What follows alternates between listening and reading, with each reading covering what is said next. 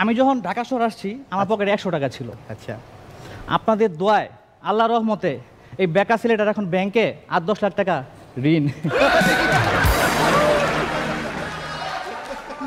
আমি মার্সেলে IT officer post interview দিতে গেছিলাম। তো ইন্টারভিউ বোর্ডে হেড ছিল আমাদের আমিন ভাই। তো আমাকে জিজ্ঞেস করলো আপনার কি যোগ্যতা আছে, আপনাকে চাকরিটা দিব। আমি বললাম দেখেন আপনারা আমাকে ডাকেন নাই, আপনাদের সার্ভার হ্যাক কইরা নিজেরা ডাকছি।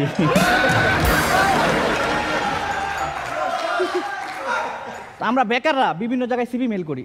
তো কিছুদিন আগে ভুল কইরা WHO তে সিভি মেল করতে যায় WWE তে সিভি মেল করে দিছি।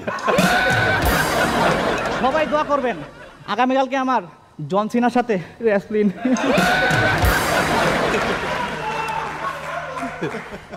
তো আমাদের আরেক ডিরেক্টর জাহাঙ্গীর ভাই আসছিল আমাদের হাসর ক্যাম্পে।